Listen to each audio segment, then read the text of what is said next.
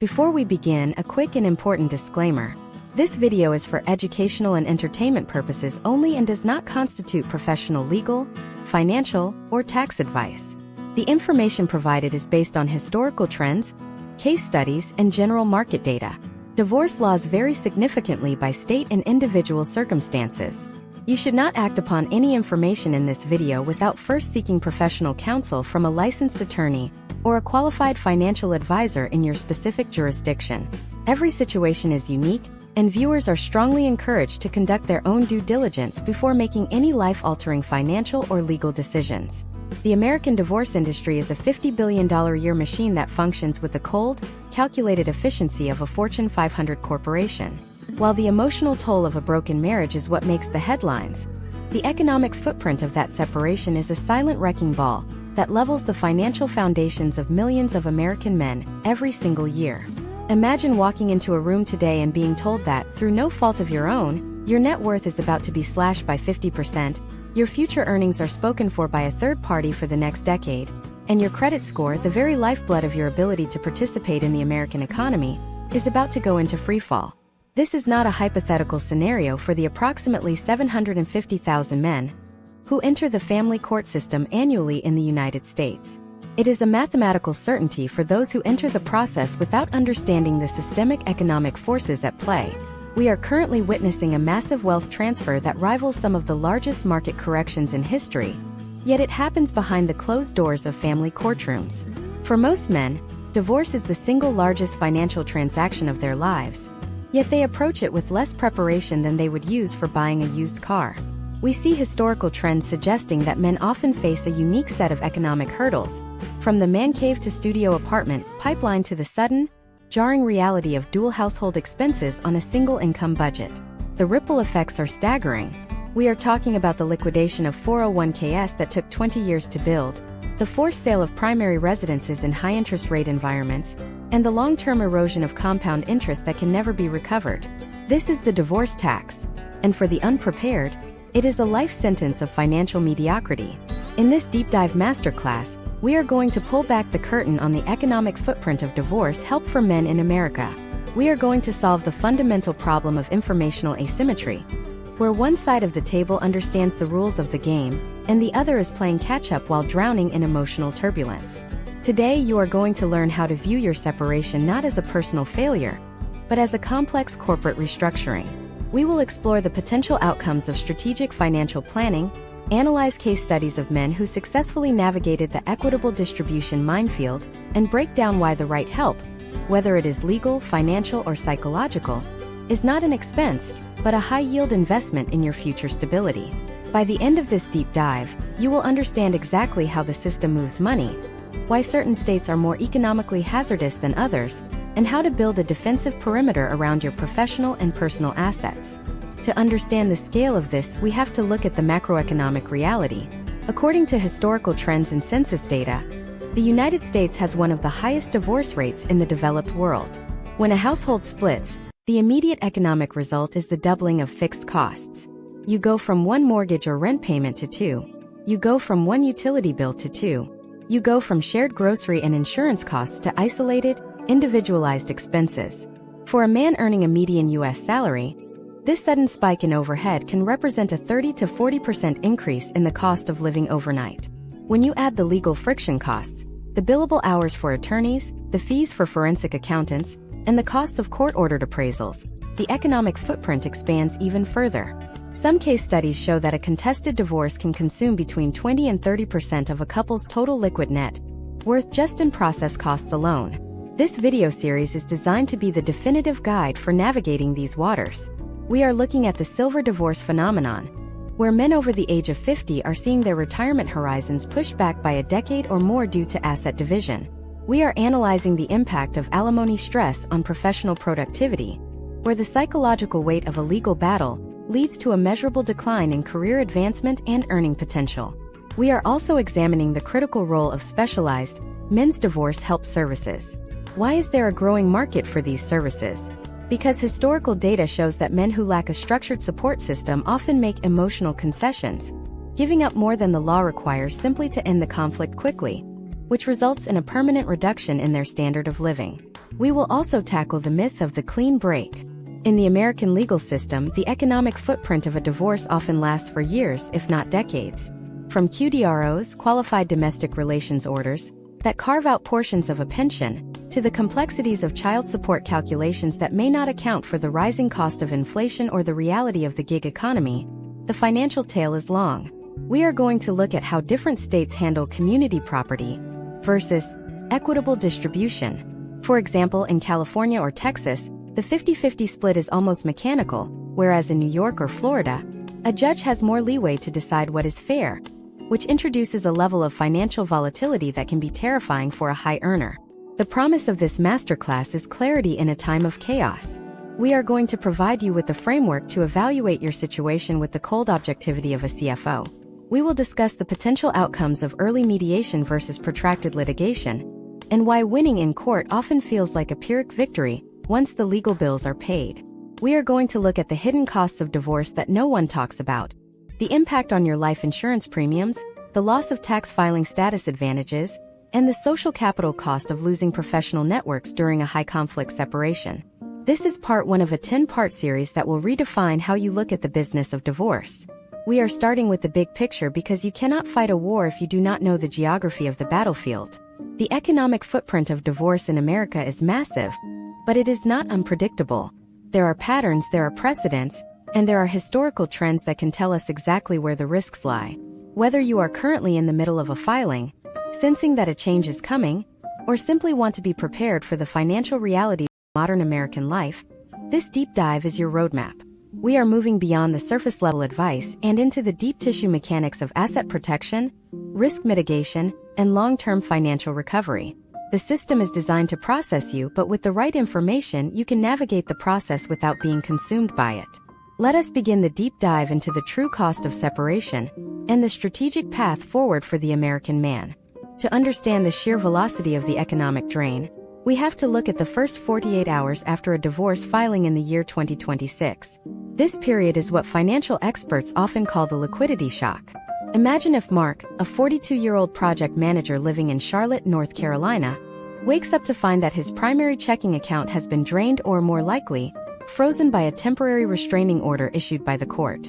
In 2026, the digital nature of our economy means that access to capital can be severed with a single judicial click.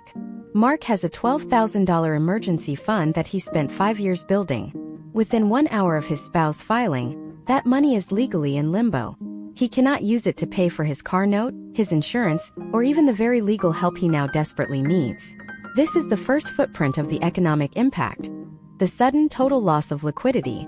Historical trends show that the immediate response for most men is to use a high-interest credit card to secure a legal retainer. In 2026, with interest rates remaining a significant factor in the American economy, putting a $15,000 retainer on a card with a 24% APR is a recipe for a debt spiral before the first court date is even set.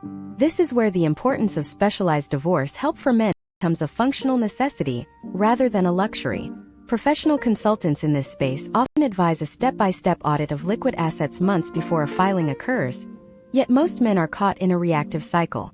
Potential outcomes for those who do not have a separate, pre-established line of credit include immediate default on personal loans or the inability to secure housing if they are forced to vacate the family residence. Imagine the scenario where Mark is forced to move out. In 2026, the median rent for a functional one-bedroom apartment in a metro area like Charlotte has reached $2,400. Meanwhile, Mark is still legally obligated to contribute to the $3,500 mortgage on the family home where he no longer lives. He is now effectively paying nearly $6,000 a month just for roofs over heads.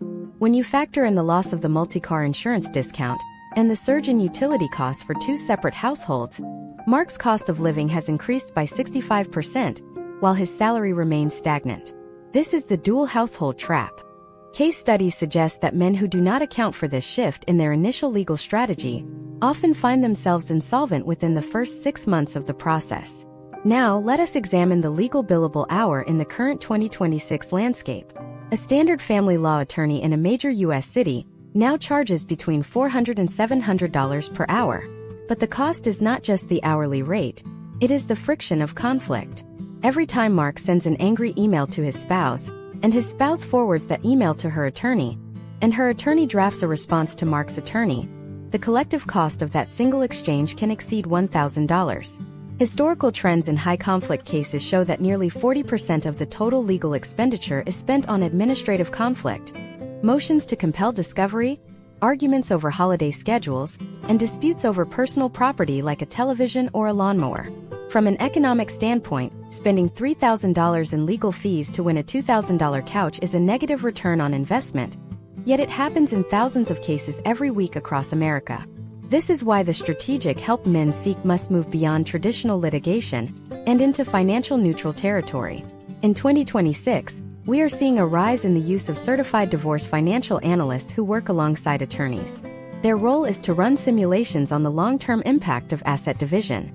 For instance, if Mark agrees to keep his full 401k while giving his spouse the equity in the home, he might feel he has won a victory.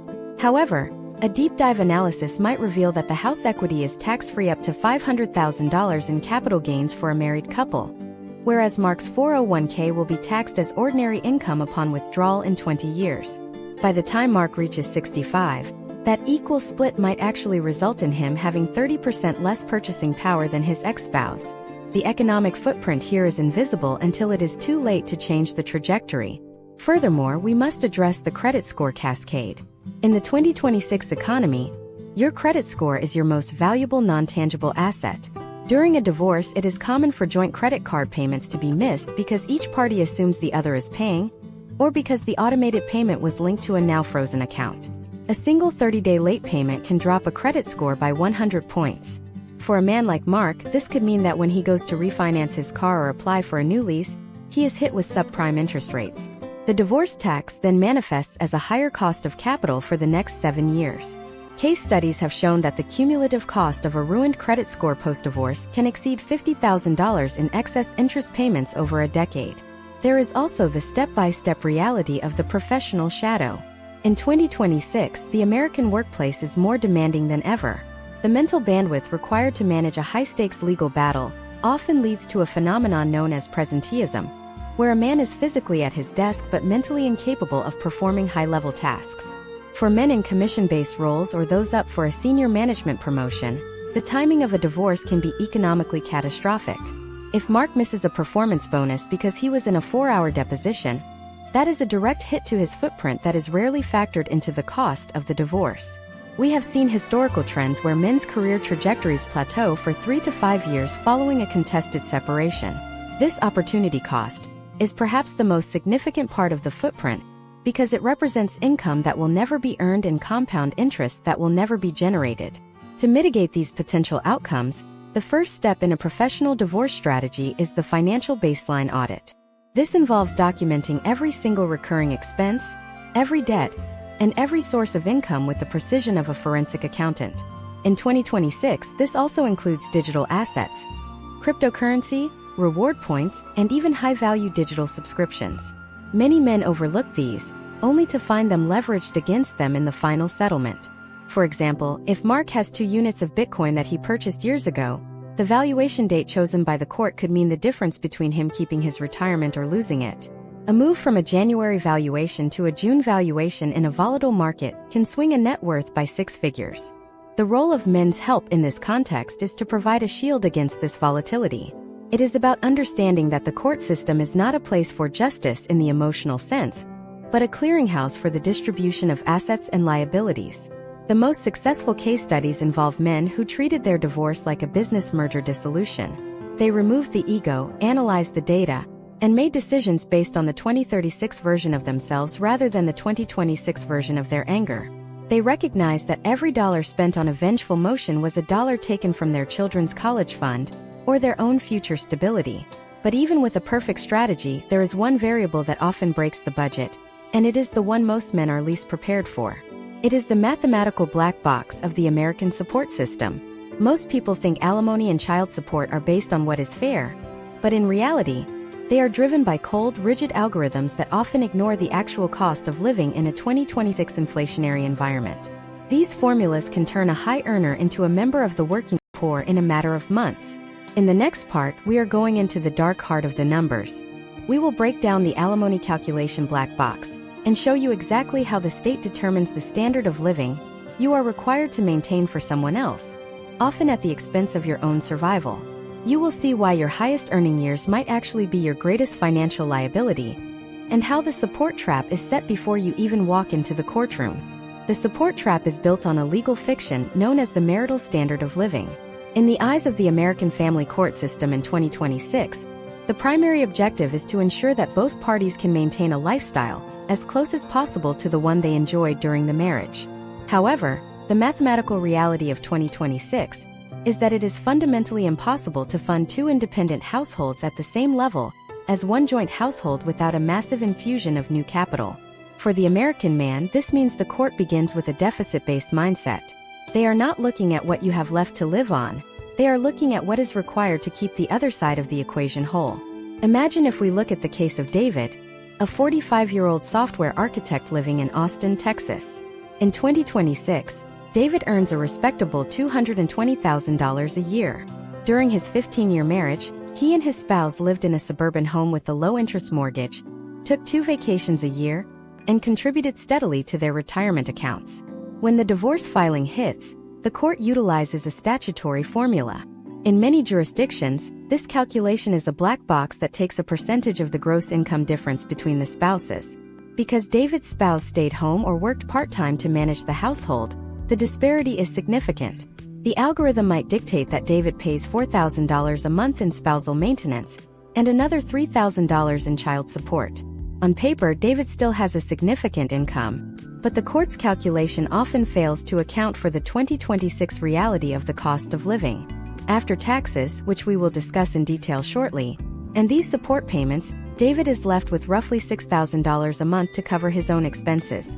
In a high-cost city like Austin, where a decent 2-bedroom apartment near his office now costs $3,200, David is suddenly living a life that resembles his entry-level years in his early 20s, despite being at the peak of his professional career. This is the support trap. The higher you climb, the more the system views your success as a permanent liability.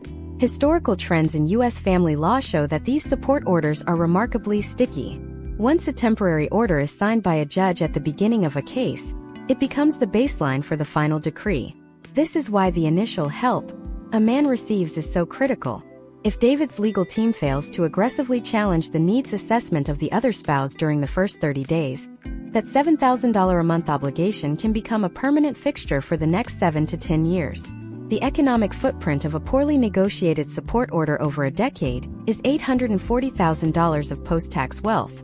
This is capital that could have been used for investment, home ownership, or retirement, now diverted entirely.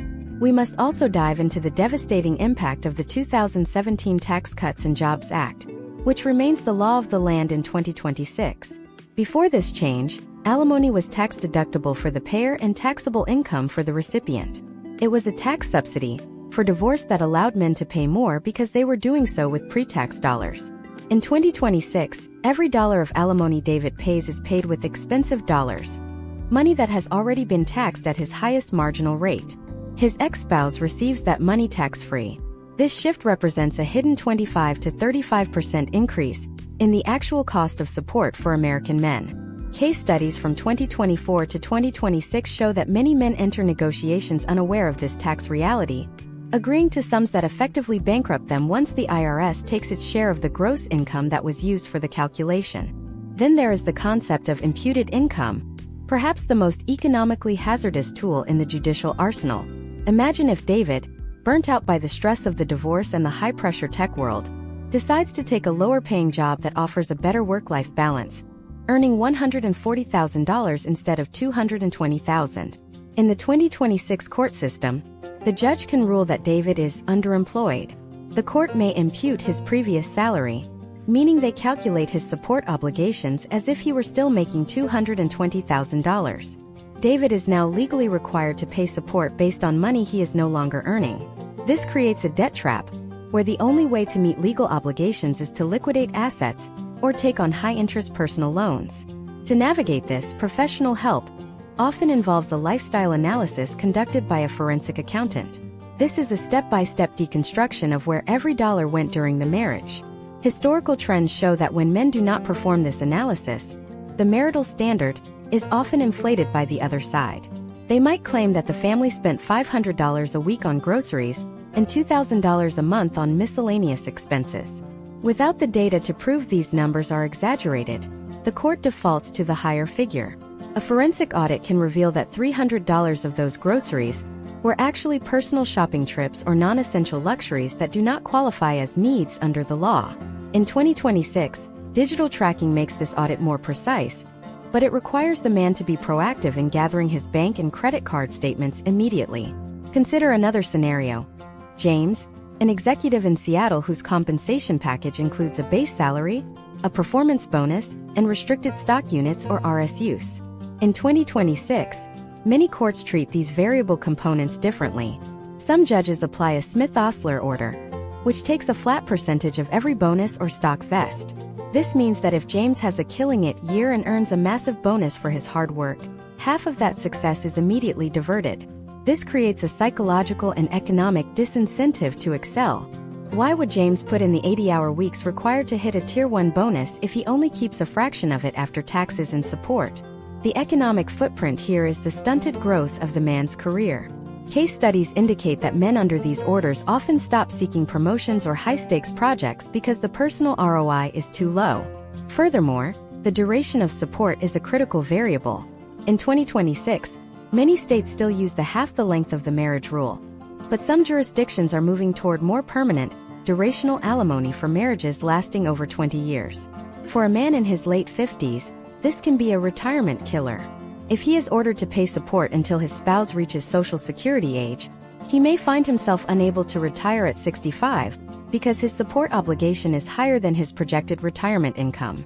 This forces him to stay in the workforce longer than his health or desires would dictate. Another invisible cost of the divorce footprint. The only way to push back against the support trap is through strategic help that focuses on vocational evaluations. This involves hiring an expert to assess the other spouse's ability to work and earn their own income. In 2026, the remote work economy has opened up thousands of opportunities that did not exist a decade ago.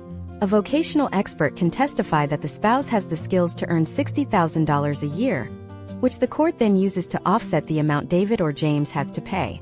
This income attribution is one of the few defensive maneuvers available to men to reduce the long-term economic footprint of the support order. However, even if you manage to control the monthly support payments, the system has another way of extracting wealth that is far more permanent. It is the silent one-time wealth shear that happens during the asset division phase. While you are worried about the $4,000 a month leaving your check, the system is preparing to take $400,000 from your retirement and the equity in your home through a document you have probably never heard of. In the next part, we are going to expose the QDRO sniper. We will look at how the Qualified Domestic Relations Order can strip away decades of retirement savings in a single afternoon, and why the family home is often a financial Trojan horse that men fight to keep, only to realize it is the very thing that will eventually sink them. We will break down the equity mirage of 2026 and show you how to identify which assets are actually worth fighting for. The QDRO sniper is a term used by financial planners to describe the moment a man realizes his retirement plan has been surgically dismantled long after the emotional dust of the divorce has settled. In the year 2026, many men believe that once the judge signs the final decree, the financial bleeding stops.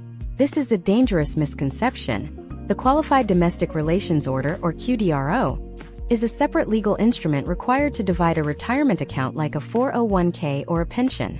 Imagine if Robert, a 52-year-old senior systems engineer in Denver, has spent 25 years contributing to his employer-sponsored 401k. By 2026, his balance has grown to $800,000. He agrees to a 50-50 split in the decree, thinking he will walk away with $400,000. But Robert is about to encounter the economic footprint of poor technical execution.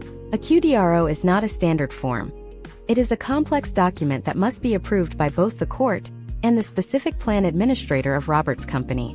In 2026, plan administrators have become increasingly rigorous, rejecting documents for minor phrasing errors. If Robert's attorney is not a specialist in ERISA law, he might spend $5,000 in billable hours just trying to get the document accepted. Meanwhile, the market does not wait for legal paperwork. Case studies show that if the QDRO is not served quickly, and the market takes a downturn, the non-participant spouse might still be entitled to a specific dollar amount based on a past valuation date, leaving Robert to shoulder 100% of the market loss on the remaining balance. This is the sniper effect, a silent, delayed action financial hit that can reduce a man's retirement lifestyle from comfortable to subsistence level. Furthermore, we must look at the hidden cost of the survivor benefit language within these orders. If Robert has a traditional pension, the QDRO might mandate that a portion of his monthly check goes to his ex-spouse. However, if the order requires a joint and survivor annuity, Robert's own monthly payment could be permanently reduced by an additional 15 to 20% to fund a benefit for his ex-spouse after he passes away.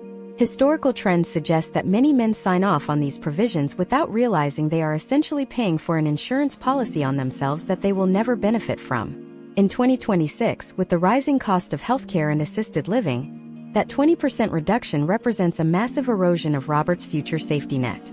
While the QDRO handles the distant future, the family home represents the most immediate economic Trojan horse of 2026.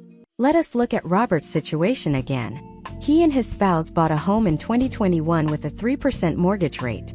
In 2026, the home is valued at $900,000 with $400,000 in equity. Robert wants to keep the house to provide stability for his teenage children. To do this, he must buy out his spouse's $200,000 in equity. Here is where the Trojan horse opens its gates. To access that $200,000, Robert likely has to refinance the entire $900,000 property.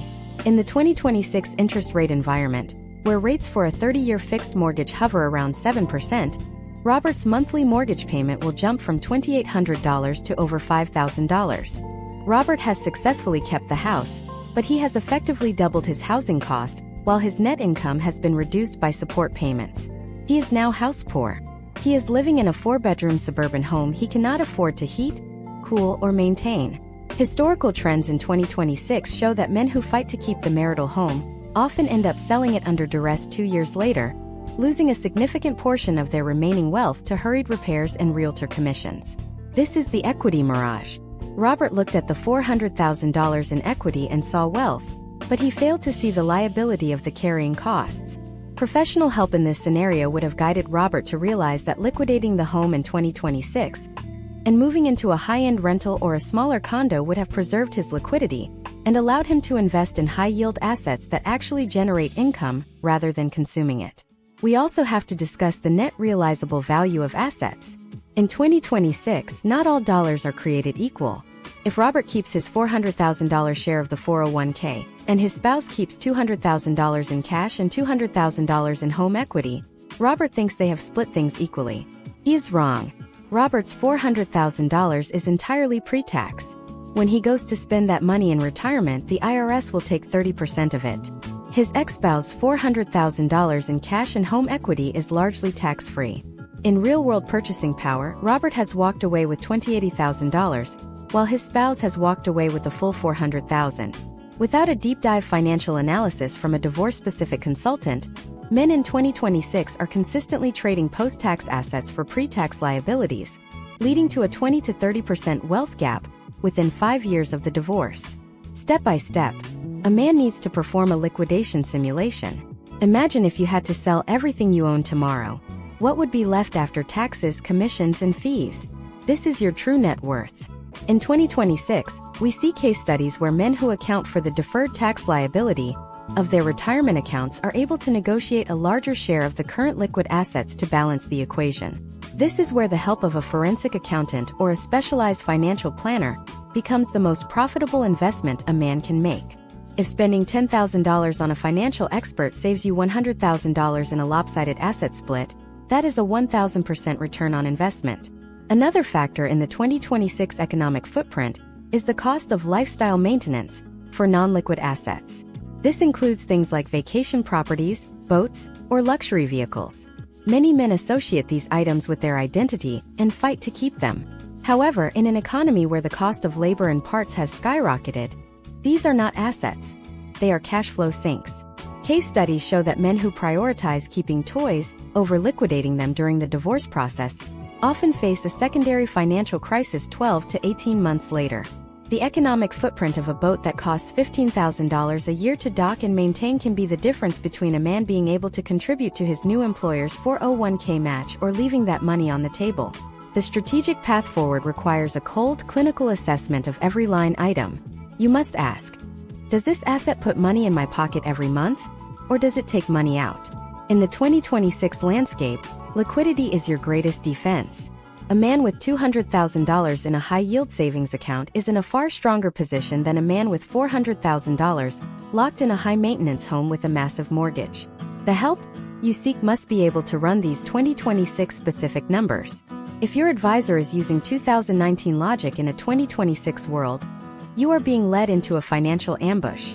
But even if you master the assets and the support payments, there is one area where the economic footprint is most unpredictable and most prone to catastrophic inflation. It is the cost of the future contingencies. You might think you have finished the math, but the system has built-in triggers that can reopen your wallet for things you never even considered during the initial negotiation. In the next part, we are going to dive into the add-on explosion. We will look at how extracurricular activities, private school tuition, and uninsured medical expenses function as a secondary, unregulated form of support. You will see how a simple clause about sharing costs can become a blank check for your ex-spouse, and why the way you define a necessity in 2026 will dictate your financial freedom for the next decade. We will also reveal the modification trap, and how the system prepares to increase your payments the moment you start to finally get back on your feet. The add-on explosion is the secondary wave of financial impact that often catches men off guard, because it exists outside the standard monthly child support or alimony payment.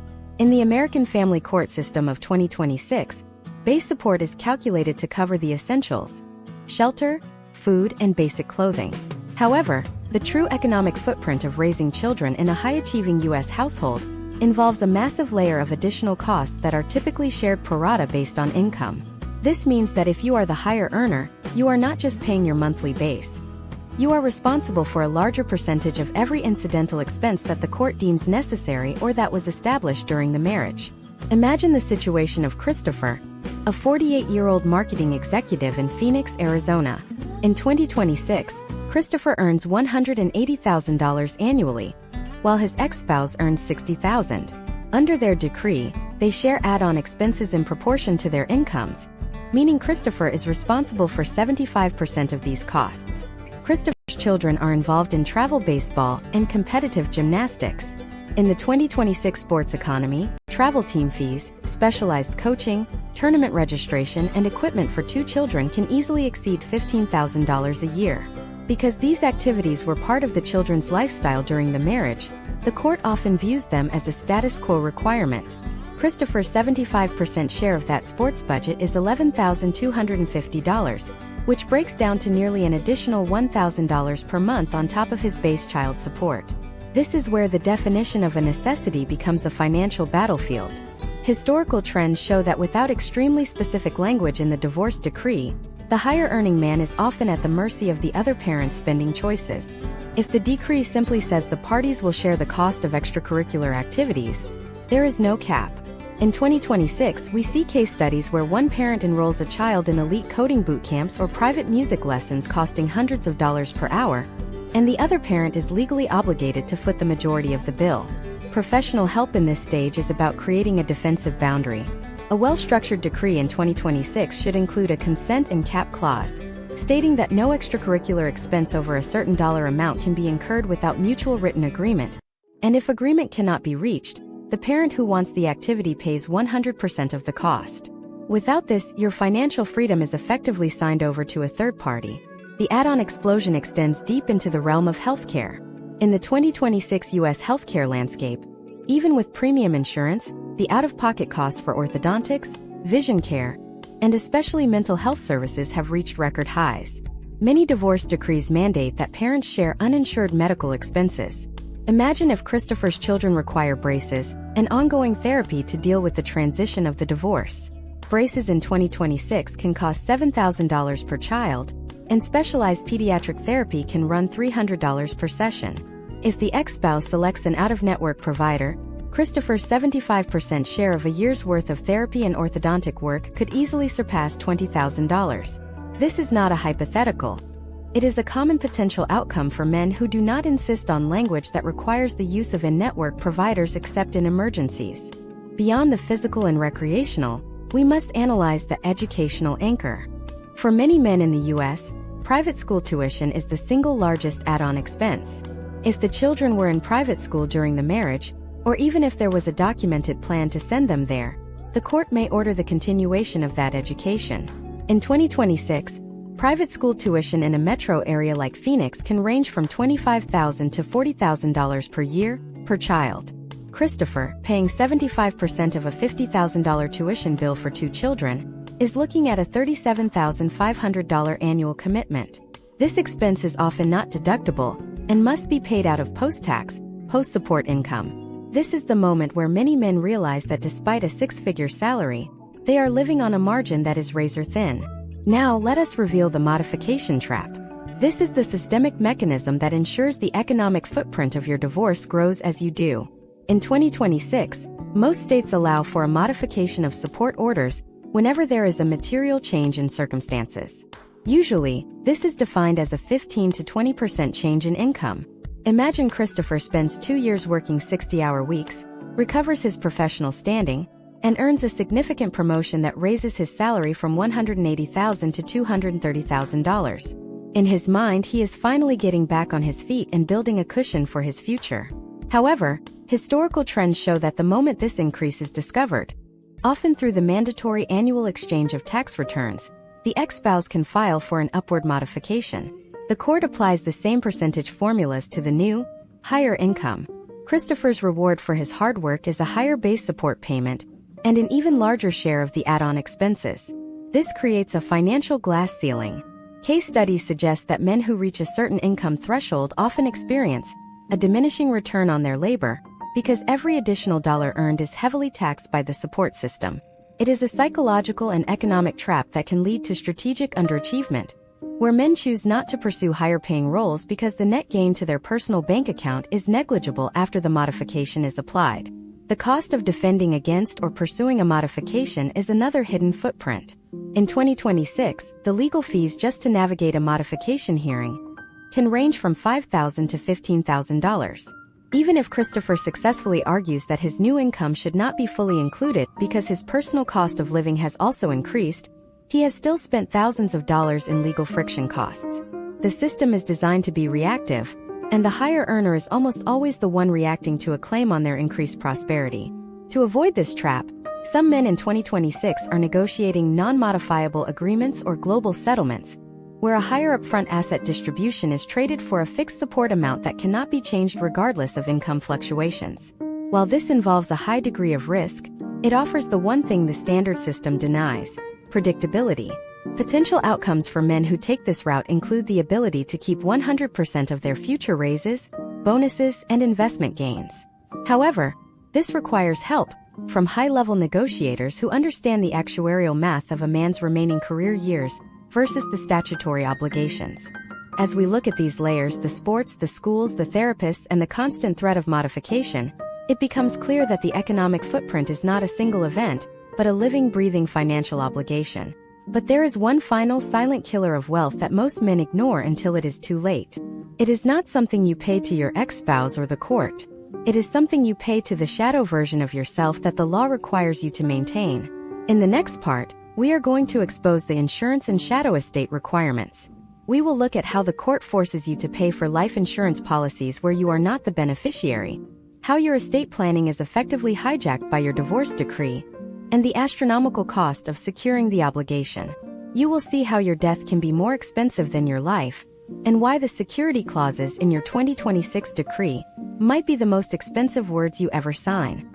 We will also dive into the social capital collapse, how the loss of your married social network leads to a direct decline in your business lead generation and professional net worth. The shadow estate is a concept that very few men consider when they are sitting in their attorney's office looking at a draft of a settlement agreement. You might think that once the assets are divided and the support is set, your future earnings and your future estate belong solely to you. However, in the 2026 legal landscape, the economic footprint of your divorce includes a mandatory hijacking of your future planning through what are known as security clauses. These clauses are designed to ensure that if you were to pass away before your support obligations are met, the state does not have to step in to provide for your dependents. While this sounds logical in theory, the actual cost of securing these obligations can run into the hundreds of thousands of dollars over a lifetime. Imagine the situation of Gregory, a 54-year-old wealth manager living in Scottsdale, Arizona. Gregory has a complex compensation structure and a significant net worth, much of which is tied up in his firm.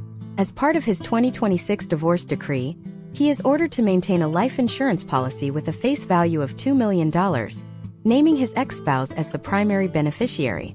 This is meant to secure 10 years of alimony and child support for his 2 teenagers. On the surface, this seems like a standard administrative task. But Gregory is about to discover the hidden inflationary costs of the 2026 insurance market. Because Gregory has high blood pressure, a condition that worsened significantly during the 2 years of high-conflict litigation, his insurance premiums are no longer at the preferred rates he enjoyed in his 30s. In 2026, insurance companies utilize highly sophisticated AI-driven underwriting that looks at everything from recent medical records to pharmacy data.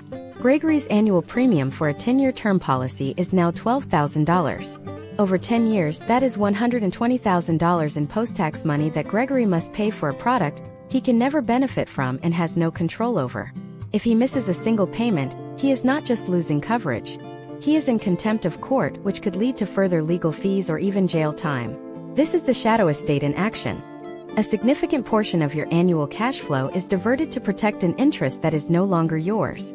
Professional help in this scenario involves a specialized insurance consultant who understands how to structure decreasing term policies that align exactly with the declining balance of the support obligation, potentially saving Gregory $60,000 over the life of the decree. Beyond life insurance, we must address the hijacking of your will and trusts. Many 2026 divorce decrees include provisions that require a man to leave a specific percentage of his total estate to the children of that marriage, regardless of whether he remarries or has more children in the future. Imagine if Gregory remarries in 5 years and wants to ensure his new spouse is taken care of. He finds that his hands are tied by a document he signed in 2026.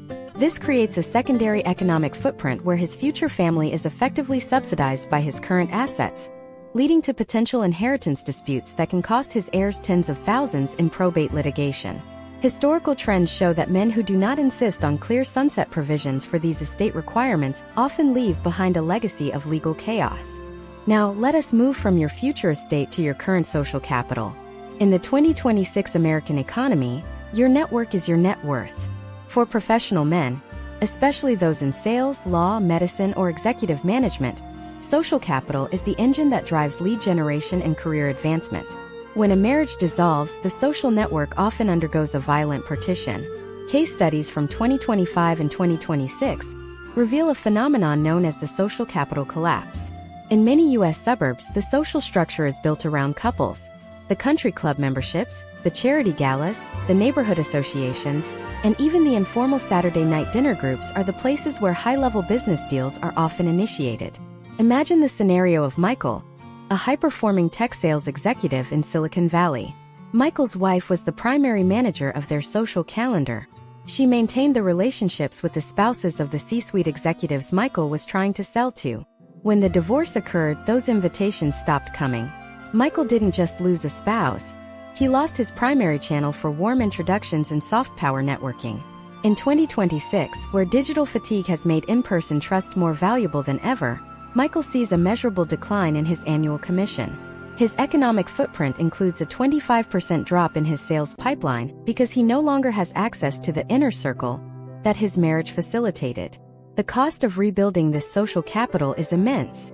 It involves the initiation fees for new clubs, the time spent attending events as a single individual, which often carries a different social weight in professional circles, and the loss of incidental intelligence that comes from being part of a stable, long-term couple in a community.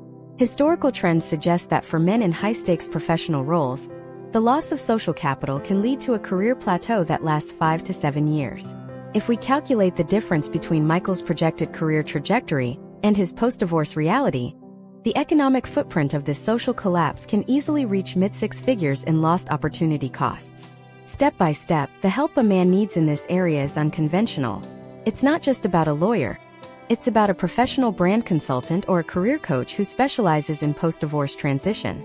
This involves auditing your professional network, identifying which relationships are marriage-dependent and which are independent, and strategically investing in new social nodes. In 2026, we see more men utilizing professional networking groups specifically for single executives to bridge this gap. But the entry fees and time commitments are an additional drain on a budget that is already stretched by support payments and insurance premiums. Furthermore, we must look at the commuting and logistics tax. In 2026, as men are often the ones moving out of the family home to a more central or affordable location, their daily commute often increases. If Gregory moves from his suburban home to a condo closer to his office to save on rent, he might find that his parenting time requires him to drive 45 minutes each way to pick up his children for school or sports. In a world of $5 a gallon gasoline and the high cost of vehicle maintenance, this logistics tax adds up. Case studies show that men in 50-50 custody arrangements can spend an additional $400 to $600 a month just on transportation, and the associated opportunity cost of hours spent in a car instead of at a desk or in a gym. This leads to the health and productivity spiral. The cumulative stress of managing a shadow estate, a collapsing social network, and a grueling logistics schedule often manifests as physical health issues. In 2026, the out-of-pocket costs for stress-related healthcare, therapy, sleep specialists, and cardiovascular monitoring are at an all-time high.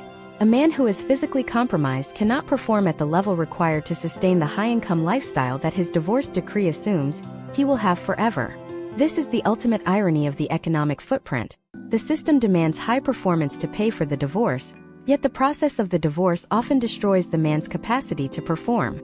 But as heavy as these social and personal costs are, they pale in comparison to the financial nuclear option that the court system reserves for the most successful men. While you are trying to rebuild your network and manage your insurance, the court is looking at your most complex asset, the one you spent your entire life building. It's not your house, and it's not your 401k. It's your business. In the next part, we are going into the business valuation bloodbath. We will look at how the court determines the value of a professional practice or a small business, the devastating impact of double dipping, where your business is taxed twice by the system, and why goodwill might be the most expensive word in your entire legal battle. You will see how a business that took 20 years to build can be crippled in 20 minutes of testimony, and how to identify the value killers that are currently hiding in your balance sheet. The business valuation bloodbath is the moment when the abstract concepts of law meet the cold, hard numbers of your life's work. In the 2026 American economic landscape, a man's business is often his most significant asset, but in a divorce, it is treated as a prize to be dissected. Imagine if we look at the case of Stephen, a 49-year-old owner of a successful HVAC and mechanical services company in Columbus, Ohio. Stephen spent 20 years building this enterprise from a single truck to a fleet of 24, with annual revenues reaching $6 million. To Stephen, the business is his legacy and his retirement plan. To the family court, it is a marital asset subject to equitable distribution. The first strike in the bloodbath is the battle of the experts. In 2026, valuation experts use three primary methods: the asset-based approach, the market approach, and the income approach. Stephen's expert, hired to protect his interests, might utilize the asset-based approach, arguing the business is worth the sum of its trucks, tools, and inventory, perhaps $2 million. However, the ex-spouse expert will likely use the income approach, applying a multiplier to the EBITDA, or earnings before interest, taxes, depreciation, and amortization. In a 2026 market where service businesses are in high demand, that expert might argue for a 4x multiplier on $800,000 of profit, valuing the business at $3.2 million. This $1.2 million gap is the first economic footprint of the valuation process. Stephen is now fighting a war of attrition over a number that exists only on paper, but has very real consequences for his bank account. This leads us to the most controversial and economically damaging concept in family law: the double dip. This is a phenomenon that historical trends show is a primary driver of financial ruin for business-owning men in America. Imagine if the court accepts the $3.2 million valuation. Stephen is ordered to pay his ex-spouse $1.6 million for her half of the business. Because Stephen does not have $1.6 million in cash, he has to take out a high-interest business loan in the 2026 credit market to buy her out. But the trap is just beginning. The court then takes the same $800,000 in annual profit, the very income that was used to justify the high valuation, and uses it to calculate Stephen's alimony and child support. Stephen is effectively paying for the business twice, once as an asset and once as an income stream. This is the double dip, and in many states in 2026, it is still perfectly legal. The economic footprint of the double dip can reduce a business's cash flow to the point where it can no longer afford to upgrade equipment or hire new staff, leading to a slow death of the enterprise Stephen spent 2 decades building. To navigate this, specialized help for men focuses on the distinction between enterprise goodwill and personal goodwill. This is a technicality that can save millions. Enterprise goodwill is the value tied to the business name, its location, and its systems. Personal goodwill is the value tied specifically to Stephen, his reputation, his personal relationships with clients, and his unique expertise. In many jurisdictions in 2026, personal goodwill is not considered a marital asset because it cannot be sold to a third party. It exists only as long as Stephen is working. A forensic accountant who understands this can argue that 60% of the business's value is personal to Stephen. If the court agrees, the divisible marital portion of the business value drops significantly. Case studies suggest that men who successfully argue for a high percentage of personal goodwill see a massive reduction in the buyout amount they owe, preserving the business's ability to survive the transition. However, the 2026 valuation process has revealed new value killers that Stephen may not even realize are hiding on his balance sheet. The first is the key man risk. If the business is entirely dependent on Stephen for its day-to-day operations, its market value is actually lower because a buyer would view it as a high-risk investment. Forensic experts in 2026 now perform a deep-dive audit of the company's standard operating procedures. If Stephen has not documented his processes or delegated authority to a management team, he is effectively the single point of failure. Ironically, in a divorce valuation, being a workaholic who does everything yourself can actually be a defensive advantage, as it increases the argument for personal goodwill and decreases the overall marketability of the firm. Another value killer is the 2026 focus on client concentration. If 40% of Stephen's HVAC revenue comes from one large commercial contract with a local hospital, the business is far less valuable than if it had a diversified base of 10,000 residential customers. A savvy valuation expert for the husband will highlight this risk to drive the valuation down, while the opposing expert will argue that the contract is a stable, guaranteed income stream. The economic footprint of these arguments is measured in the hundreds of thousands of dollars. We also have to address the active versus passive appreciation trap. Imagine if Stephen started the business before he got married. He might think the business is his separate property. But in the 2026 legal framework, any increase in the value of that business during the marriage that resulted from Stephen's active efforts, his work, his management, his strategic decisions, is considered marital property. Only the passive appreciation, such as the increase in the value of the land the shop sits on due to market forces, might remain separate. Case studies show that for a business-owning man, proving that growth was passive is nearly impossible if he worked 40+ hours a week. The system is designed to capture the fruit of your labor and redistribute it. The step-by-step reality of a business valuation involves a discovery phase that is intrusive and exhausting. Stephen will be required to produce 5 years of tax returns, general ledgers, profit and loss statements, and even personal credit card statements to ensure he hasn't been burying personal expenses in the business. In 2026, AI-powered forensic software can scan thousands of transactions in seconds, looking for patterns that suggest Stephen paid for a family vacation or a personal vehicle through the company.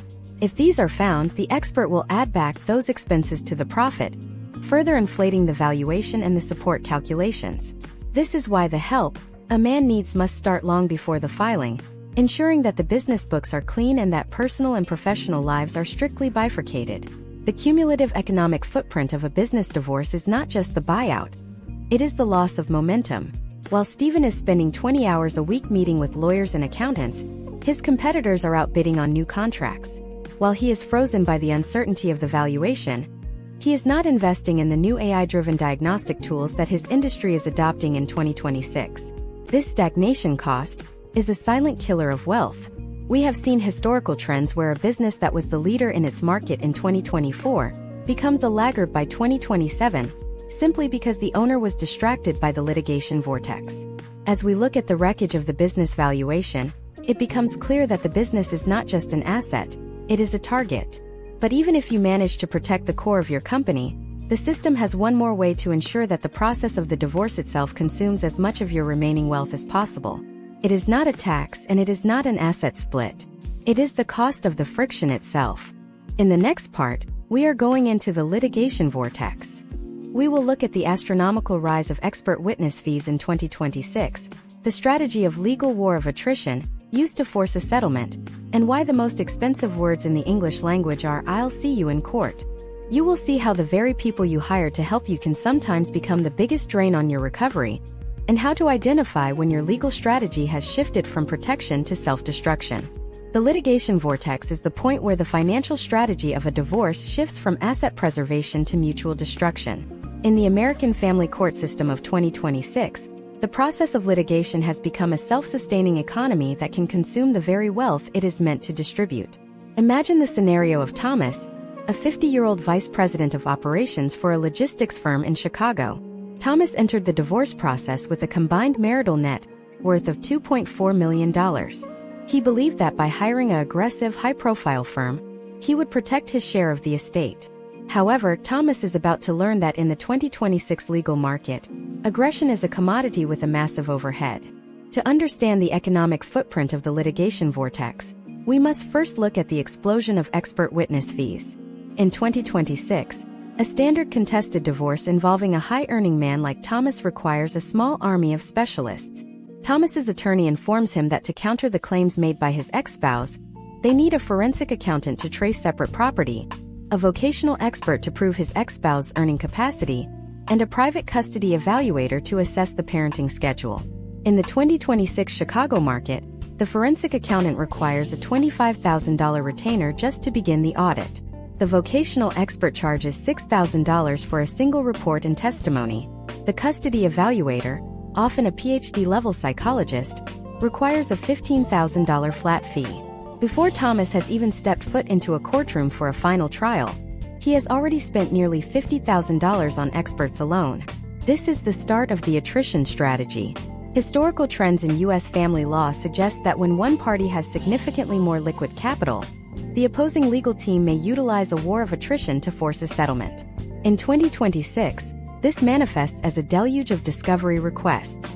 Thomas receives a demand for 10 years of bank statements, every email sent from his corporate account that mentions his spouse, and a full download of his personal cloud storage. The cost of this is not just the time it takes Thomas to gather the data. It is the cost of his legal team reviewing every single page. At $550 per hour, having a junior associate spend 40 hours reviewing 10,000 pages of digital discovery costs Thomas $22,000.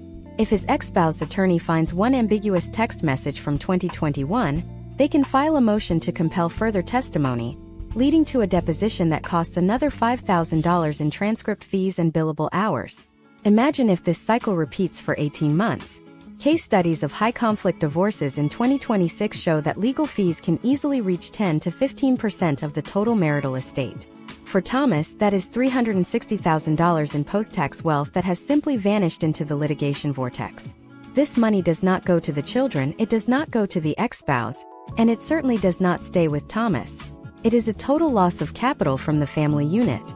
The economic footprint of this friction is a permanent reduction in the generational wealth Thomas hoped to leave behind. We must also analyze the opportunity cost of the litigation vortex. In the 2026 corporate environment, Thomas is expected to manage a global supply chain during a period of intense market volatility. Instead, he is spending his Tuesday mornings in a wood-paneled hallway waiting for a judge to hear a motion about who gets to keep the Peloton bike. Every hour Thomas spends in court or in a deposition is an hour he is not focused on the strategic growth of his department. Historical trends show that men in the middle of protracted litigation often see a decline in their performance reviews. If Thomas misses his annual performance bonus because his focus was fractured, that is another $80,000 added to the economic footprint of the divorce. In 2026, where the return to office mandates have made professional visibility crucial, the divorce fog can be a career killer. Furthermore, the 2026 legal system has introduced a new layer of cost: the digital forensic audit. With the rise of decentralized finance and encrypted messaging, many spouses now suspect hidden assets. Thomas has to pay for a digital forensic expert to prove that his small interest in a 2022 startup or his modest Ethereum wallet is exactly what he claimed it was. These experts charge by the gigabyte in the hour. The irony is that even when Thomas is proven to be honest, he still has to pay the bill for the proof. Potential outcomes for men who do not manage these discovery costs include a judicial inference, where a judge assumes a man is hiding money simply because the digital trail is complex, leading to an even more lopsided asset split. Step by step, the help a man seeks in the litigation vortex should be focused on early neutral evaluation, or E&E. This is a 2026 trend where both parties meet with a neutral third-party expert, often a retired judge, to get a cold, hard assessment of what a trial would actually look like. The cost of an E&E is usually around $5,000, shared between the parties. Case studies show that men who utilize E&E in the first 90 days of their case are 60% more likely to settle before the expensive discovery phase begins. This is help that functions as an economic shield, preventing the wealth stripping effect of the vortex. However, the litigation vortex often thrives on the billable hour incentive. In 2026, many law firms are under immense pressure to maintain high realization rates. This creates a systemic bias toward conflict. If Thomas's attorney suggests filing a motion for temporary relief, instead of picking up the phone to negotiate a bridge agreement, Thomas needs to ask, who does this motion benefit? The motion might cost $4,000 to draft and argue.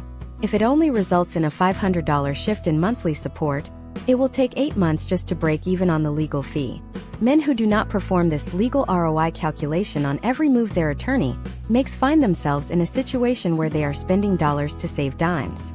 Consider the trial preparation phase, the most expensive part of the vortex.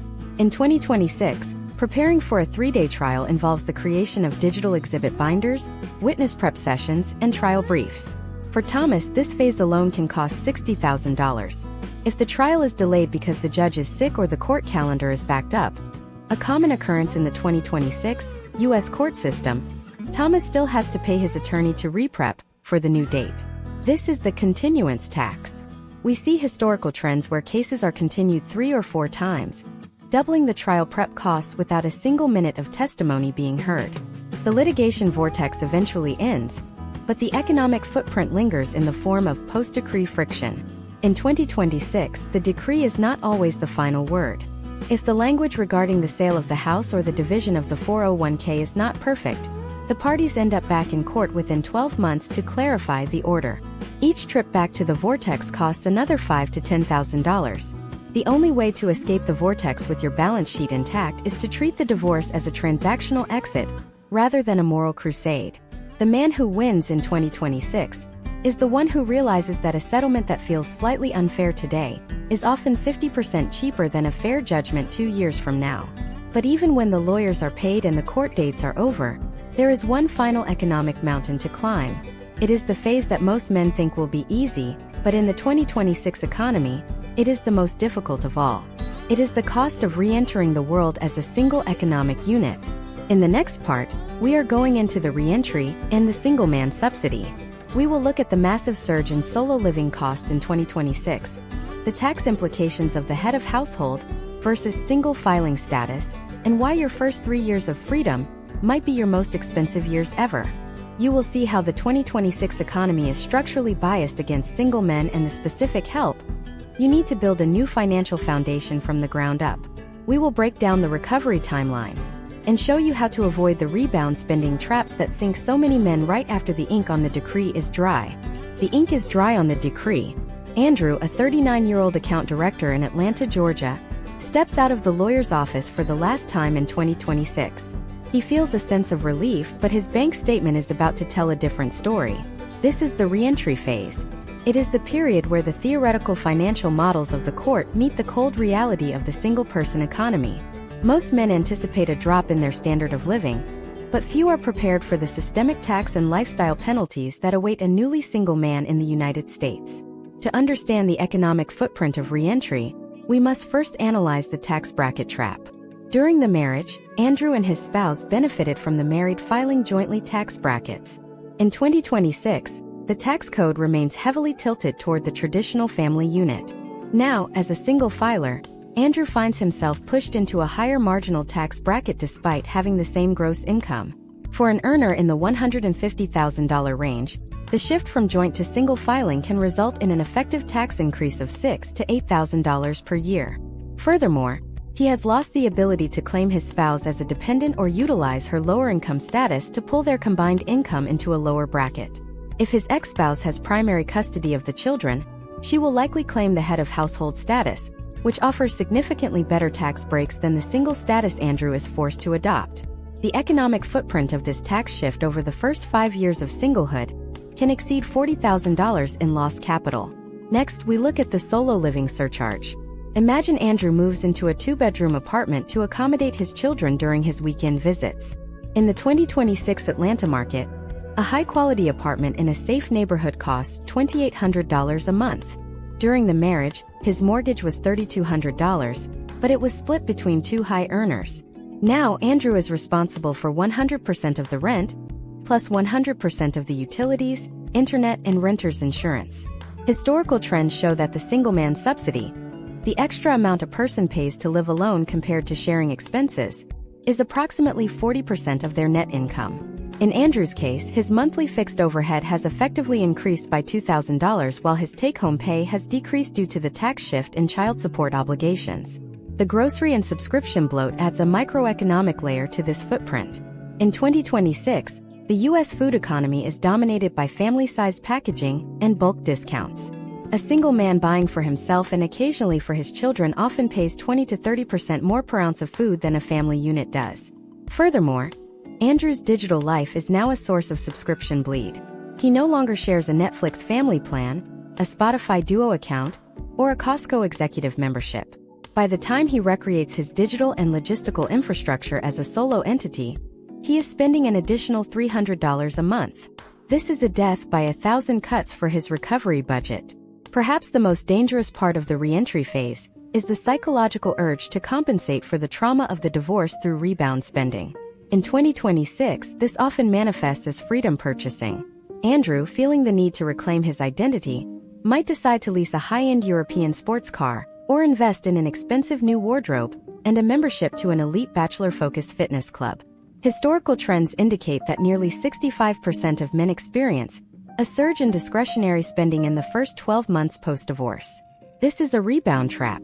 Andrew is using his remaining liquidity, the very capital he needs to rebuild his net worth, to fund a temporary ego boost. Case studies suggest that men who fall into this trap delay their financial recovery by an average of 4 years. We must also examine the insurance gap.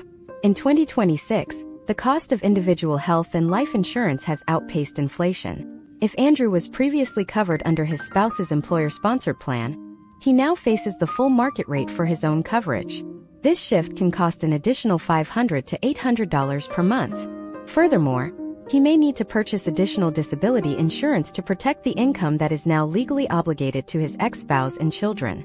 If he becomes unable to work, the court does not automatically stop his support payments. He needs the insurance to cover those liabilities. This is a hidden cost of the divorce footprint that many men ignore until they face a medical crisis. Step by step, the help Andrew needs to survive this phase is a post-divorce lifestyle audit.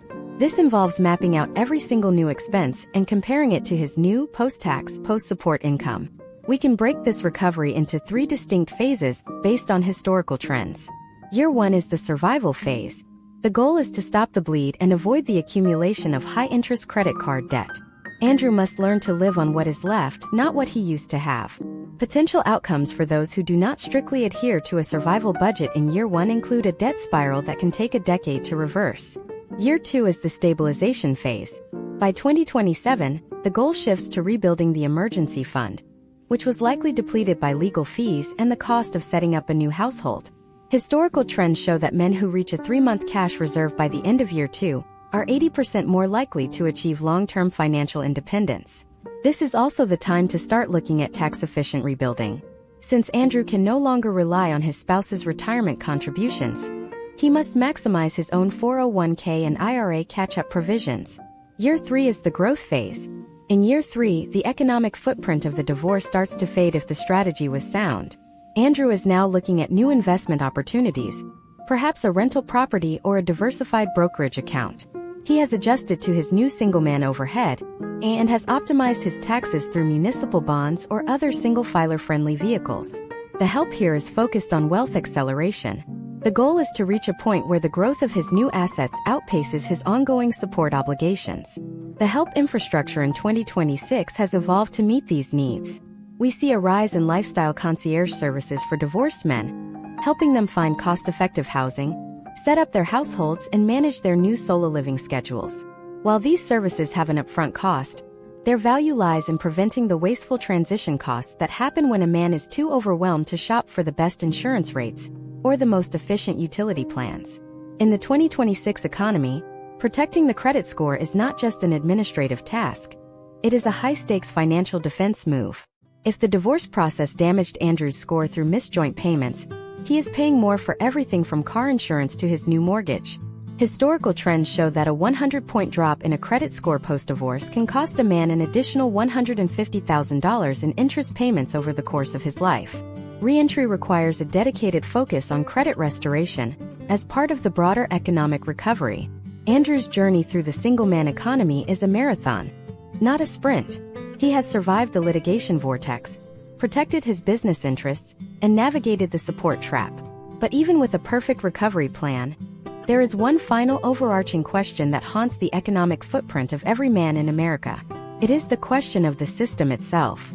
Why does the machine function this way, and what is the ultimate price of the help we are forced to buy?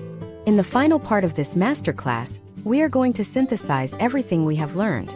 We will look at the legacy of the footprint, the long-term impact on your children's inheritance, your ability to remarry without financial fear, and the ultimate ROI of your divorce strategy. We will reveal the success blueprint of the top 5% of men who didn't just survive their divorce but used the economic shock to build a life that was more prosperous and secure than the one they left behind. You will see the final calculation, the true cost of freedom, and the strategy for ensuring that Part 10 is the beginning of your greatest financial era. The final calculation of the economic footprint is not just a tally of what was lost, but a projection of the legacy that remains. In the year 2026, we are observing the long-term impact of what economists call the multi-generational wealth shear. This happens when the friction costs of a divorce, the legal fees, the asset liquidations, and the support payments permanently lower the starting line for the next generation. Imagine the scenario of Brian, a 55-year-old chief financial officer in Chicago. Brian's divorce in 2024 cost him 40% of his total net worth. By 2026, the real-world impact of that loss is surfacing in his ability to fund his children's graduate education. Historical trends suggest that when a father's household wealth is halved, the likelihood of his children graduating from college debt-free drops by 35%. This is the hidden legacy of the footprint. Brian's children are now taking on student loans at 2026 interest rates, which creates a secondary economic footprint that will follow them for the next 20 years. For Brian, the help he sought during his divorce was not just about protecting his current bank account. It was a defensive maneuver to protect his children's future financial autonomy.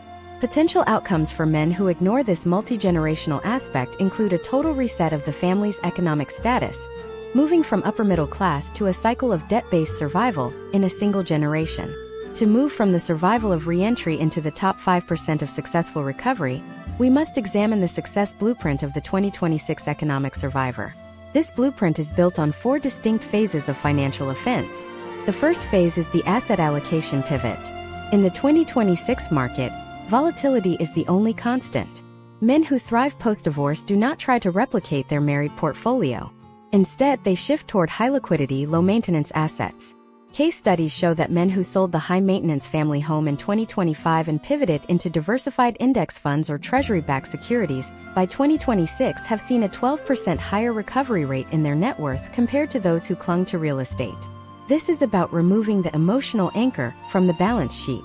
Brian, for instance, liquidated his share of the marital vacation property and moved that capital into a private equity fund focused on AI-driven logistics, an industry he understands as a CFO. By 2026, that move has already recouped 20% of his litigation losses. The second phase of the blueprint is the prenuptial renaissance. In 2026, we are seeing a massive surge in premarital and postmarital agreements among men who are entering new relationships. These are not seen as a sign of distrust, but as a mandatory structural requirement for financial stability. Historical trends in 2026 indicate that a well-crafted lifestyle agreement can mitigate 90% of the future economic footprint of a second separation. This involves clearly defining separate property growth and establishing sunset clauses on support obligations before the second marriage even begins. For a man like Brian, entering a new relationship in 2026 means protecting the recovery he has fought so hard for. Without this structural guardrail, he is simply resetting the trap for a second wealth share in his 60s, which would be an unrecoverable event. The third phase is the ROI of mental clarity. This is the most overlooked part of the footprint.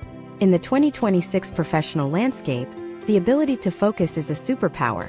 Case studies of men in high-stakes roles show that those who invested in specialized divorce coaching and high-level therapy reached their peak earning potential 14 months faster than those who tried to tough it out.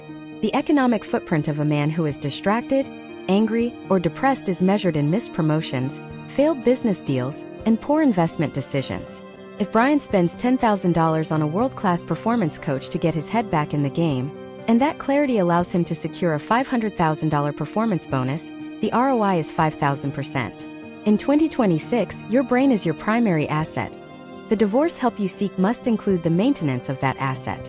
The fourth phase is the tax-efficient rebuilding strategy. In 2026, the tax code for single high earners is a minefield. The success blueprint requires a shift from income-based wealth to asset-based wealth. Because Brian is now in a higher tax bracket as a single filer, he works with a tax strategist to maximize deductions through charitable lead trusts or by pivoting part of his compensation into deferred equity. By lowering his taxable top-line income, he also potentially lowers the base used for any future support modifications. This is the defensive accounting that separates the top 5% from those who simply work harder to pay more to the system. Now we reach the final calculation, the true cost of freedom. If you add up the legal fees, the lost equity, the support payments, and the tax penalties, the number is staggering. For many American men in 2026, the economic footprint of a divorce exceeds $1 million over a decade. However, the top 5% view this not as a loss, but as a buyout of a failing partnership. When you analyze the potential outcomes of a man who stays in a high-conflict, economically draining marriage for another 20 years, the footprint of staying often exceeds the footprint of leaving. The cost of freedom is high, but the cost of stagnation is infinite.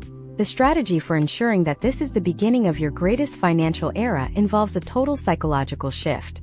You must stop viewing yourself as a victim of the family court system and start viewing yourself as the CEO of a new, leaner, more efficient entity. The Help for Men industry in 2026 is no longer just about survival. It is about optimization. Step by step, you are rebuilding a foundation that is no longer subject to the veto power of a partner who does not share your vision. You are now the sole decision maker for your capital, your time, and your legacy. Historical trends suggest that men who reach this sovereign state post-divorce often experience a surge in creative and entrepreneurial output that leads to a net worth that far exceeds their married projections by year 7. We have deconstructed the $50 billion machine. We have looked into the black box of alimony, the sniper of the QDRO, the bloodbath of business valuation, and the re-entry trap. You now have the map of the 2026 economic battlefield. But having the map is only half the battle. The true footprint is determined by what you do next. Are you going to let the system process you, or are you going to engineer your own recovery? The choice you make today will echo through your bank account for the next 3 decades. But as you rebuild your financial fortress, you must realize that the numbers are only a reflection of a deeper architecture. The economic footprint is visible, but the psychological blueprint is what holds the structure up. Most men fail not because they lose the money, but because they lose the will to build again. In our upcoming deep dive series, we shift from the external battlefield to the internal one. We will explore the psychological fortress for men, where we break down the high-performance mindsets of those who dominate their 2026 recovery. We will look at the chemistry of conflict, how to de-escalate the biological stress response during a deposition, and why your emotional EQ is the secret weapon for a 5-figure legal savings. The math is done, but the mental war is just beginning. Get ready for the next phase of the masterclass, where we reveal how to build a mind that is as unbreakable as your new financial foundation.